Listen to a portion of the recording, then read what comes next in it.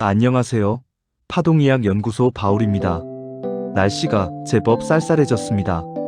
추운 날씨에도 불구하고 배움을 향한 열정으로 이 자리에 함께해 주신 여러분께 깊은 감사의 인사를 드립니다.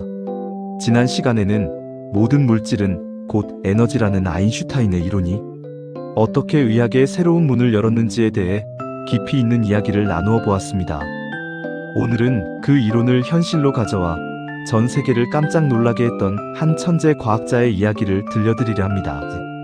마치 한 편의 영화나 소설 같은 이야기라 믿기 힘드실 수도 있겠지만 이것은 1930년대 미국에서 실제로 일어났던 역사적인 사실입니다. 파동의학의 새벽을 연 인물, 바로 로열 레이몬드 라이프 박사의 이야기입니다. 16명의 말기암 환자를 100% 치유했던 신비한 그의 파동 기계와 그 뒤에 숨겨진 진실에 대해 알아보겠습니다.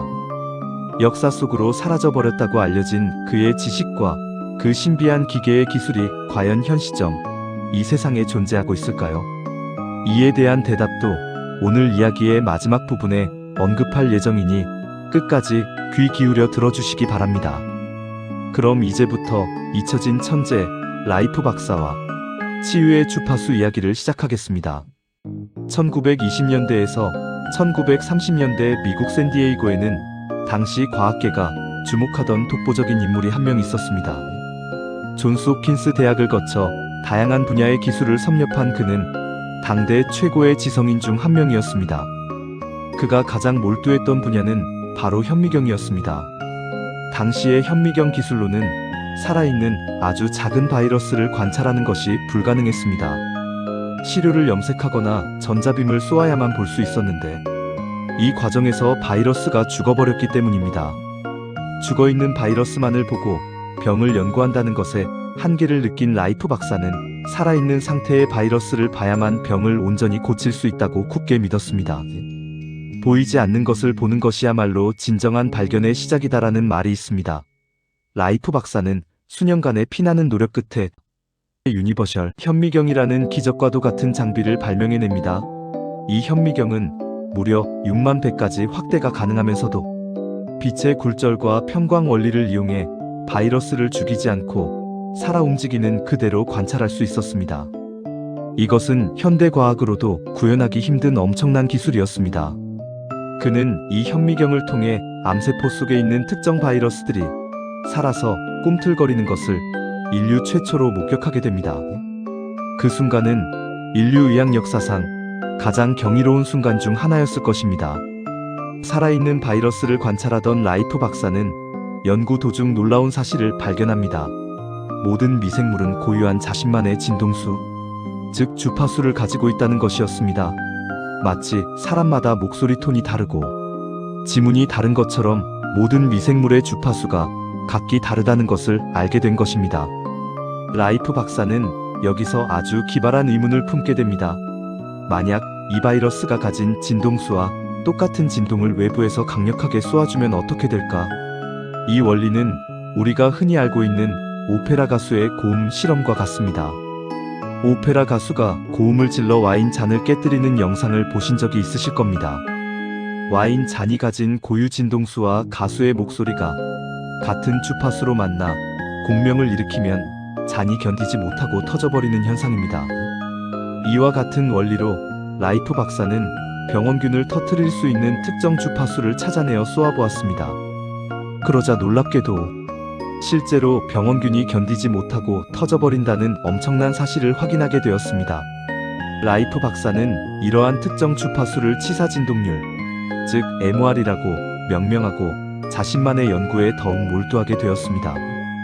이 혁신적인 원리를 바탕으로 만들어진 것이 바로 전설적인 파동기기, 라이프 머신입니다. 이 기계는 플라즈마 튜브를 통해 특정 주파수의 전자기파를 발생시킵니다. 이 전자기파 공격의 가장 놀라운 점은 아주 선택적이라는 것입니다. 우리 몸의 건강한 세포는 바이러스와는 전혀 다른 주파수를 가지고 있기 때문에 라이프 머신이 쏘는 파동에 전혀 영향을 받지 않습니다. 마치 우리가 라디오 주파수를 95.9MHz에 맞추면 91.9MHz 방송은 들리지 않는 것과 비슷한 원리입니다. 오직 목표물인 암세포나 바이러스만 골라서 파괴하는, 인체에는 무해한 부작용이 없는 마법의 탄환이 탄생한 것입니다. 1934년 남부 캘리포니아 대학의 특별의료위원회는 라이프 박사의 이론을 검증하기 위해 역사적인 임상 실험을 진행했습니다. 현대의학으로는 더 이상 손 쓸 수 없고 사형 선고를 받은 것과 다름없는 말기암 환자 16명을 대상으로 라이프 머신 치료를 시작했습니다. 결과는 어땠을까요? 여러분의 상상을 초월하는 결과가 나왔습니다. 위원회는 16명 중 14명의 말기암 환자가 완치되었다고 발표했습니다. 나머지 2명의 환자 역시 치료를 지속한 결과 4주 뒤 완치 판정을 받았습니다. 다시 말해 말기 암 환자 100% 회복이라는 의학 역사상 전무후무한 기록을 세운 것입니다. 이 소식은 당시 의학계를 발칵 뒤집어 놓았습니다. 수술용 칼도 독한 항암제도 없이 오직 빛과 소리 그리고 주파수만으로 말기 암을 고쳤으니까요. 여러 저명한 의사들이 라이프 박사를 지지하기 시작했고 이 기술이 상용화되면 인류는 모든 질병의 고통에서 해방될 것이라는 희망에 부풀었습니다. 자연은 불필요한 것을 만들지 않는다는 아리스토텔레스의 말처럼 우리 몸과 자연의 파동을 이용한 완벽한 치료법이 등장한 것 같았습니다. 하지만 빛이 강하면 그림자도 짙은 법일까요? 이 혁명적인 기술은 기존 의료 카르텔에게는 거대한 위협이었습니다. 만약 기계 한 대로 모든 병을 고친다면 약을 파는 제약회사와 수술을 하는 병원은 어떻게 될까요? 거대 자본의 논리 앞에서 진실은 위태로워지기 시작했습니다. 안타깝게도 라이프 박사의 성공 신화는 오래가지 못했습니다. 당시 미국 의학협회와 제약 산업의 거물들은 라이프의 기술력을 매입하려 했으나 라이프 박사는 이 기술은 인류를 위해 쓰여야 한다며 단호하게 거절했습니다. 그 이후 믿을 수 없는 일들이 연이어 벌어졌습니다. 라이프 박사의 연구실에는 원인 모를 화재가 발생해 수십 년간의 기록이 담긴 소중한 연구 노트들이 불타버렸습니다. 그를 지지하던 의사들은 의사 면허를 박탈당하거나 의문의 죽음을 맞이하기도 했습니다. 결국 라이프 박사는 끝없는 법적 소송과 압박에 시달리다 연구를 중단해야 했고 알코올 중독과 깊은 시리에 빠져 쓸쓸하게 남은 생을 마감하게 되었습니다. 철학자 쇼펜하우어는 이렇게 말했습니다. 모든 진실은 세 단계를 거친다. 첫째 조롱당한다. 둘째 심하게 반대당한다. 셋째 자명한 것으로 받아들여진다. 라이프 박사의 연구는 아마도 두 번째 단계인 심한 반대와 탄압 속에서 잠시 멈춰 섰던 것 같습니다. 라이프 박사는 세상을 떠났지만 그의 연구가 완전히 사라진 것은 아니었습니다. 어둠 속에 묻힌 씨앗은 언젠가 다시 싹을 틔우기 마련입니다. 그에 충실했던 조수들과 후대 연구자들은 목숨을 걸고 남은 자료를 보존했고 20세기 후반이 되어 대체의학에 대한 관심이 높아지면서 이 기술은 다시금 세상의 빛을 보게 되었습니다. 오늘날 우리가 접하는 다양한 주파수 치료기, 바이오 레조넌스 장비들은 모두 라이프 박사의 이 선구적인 연구에 큰 빚을 지고 있다고 해도 과언이 아닙니다. 여러분, 오늘 들려드린 라이프 박사의 이야기 어떠셨나요? 기적 같은 치유 사례에 놀라면서도 한편으로는 조금 씁쓸하고 안타까운 마음이 드실지도 모르겠습니다. 라이프 박사의 이야기는 파동 이야기 단순히 뜬구름 잡는 미신 같은 이야기가 아니라 철저한 실험과 과학적 검증을 통해 시작된 엄연한 과학임을 보여줍니다.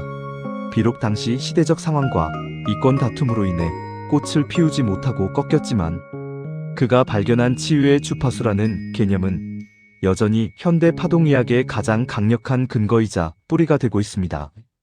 우리는 이제 알게 되었습니다. 질병을 치료하는 방법이 반드시 독한 화학약품이나 몸을 해하는 수술용 칼에만 있는 것은 아니라는 사실을 말입니다. 보이지 않는 파동이 생명을 살릴 수 있다는 가능성, 이것이 바로 파동의학이 우리에게 제시하는 희망입니다. 그렇다면 현재 어떤 기술들이 라이프 박사의 기술을 이어받아 사용되고 있을까요? 사라진 줄 알았던 그 기술은 지금 우리 곁에 어떤 모습으로 존재하고 있을까요? 앞으로 제 블로그나 유튜브 채널을 꾸준히 시청하신다면 그 기술들의 실체에 대해 하나씩 알게 되실 겁니다. 혹시 성격이 급하셔서 더 빨리 알고 싶으신가요? 그렇다면 제 네이버 블로그 파동의학연구소의 프로필과 유튜브 채널 설명에 적힌 곳으로 방문해 주시면 직접적인 상담도 가능하니 참고하시기 바랍니다. 오늘의 이야기를 마무리하며 마지막으로 히포크라테스의 명언을 전해드리고 싶습니다. 우리 안에 있는 자연 치유력이야말로 진정한 치료제다. 파동의학은 외부에서 억지로 무언가를 주입하는 것이 아니라 우리 몸이 가진 본연의 자연 치유력을 주파수를 통해 깨우는 과정일지도 모릅니다. 다음 시간에는 파동의학의 역사사부, 에너지 필드와 오오라, 그리고 오진과 자기장 의학의 등장에 대해서 알아보겠습니다. 눈에 보이지 않지만 우리를 감싸고 있는 에너지의 신비한 세계로 여러분을 안내하겠습니다. 긴 시간 동안 경청해 주셔서 감사합니다. 파동의학연구소 바울이었습니다. 즐겁고 건강한 하루 보내시길 바랍니다.